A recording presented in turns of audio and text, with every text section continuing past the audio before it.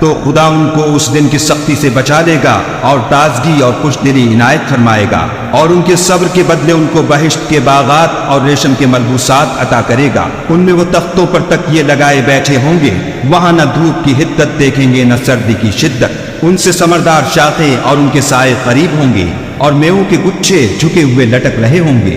خدام چاندی کے باسن لیے ہوئے ان کے ارد گرد پھریں گے، اور شیشے کے نہایت شفاف گلاس اور شیشے بھی چاندی کے جو ٹھیک اندازے کے مطابق بنائے گئے ہیں، اور وہاں ان کو ایسی شراب بھی پلائی جائے گی جس میں سونٹ کی آمیزش ہوگی۔ یہ بہشت میں ایک چشمہ ہے جس کا نام سلسبیل ہے، اور ان کے پاس لڑکے آتے جاتے ہوں گے جو ہمیشہ ایک ہی حالت پر آئیں گے۔ جب تم ان پر نگاہ ڈالو تو خیال کرو کہ بکھرے ہوئے موتی ہیں، اور بہشت میں جہاں آنکھ اٹھاؤ گے کثرت سے نعمت اور عظیم الشان سلطنت دیکھو گے۔ ان کے بدنوں پر دیبائے سبز اور اطلس کے کپڑے ہوں گے، اور انہیں چاندی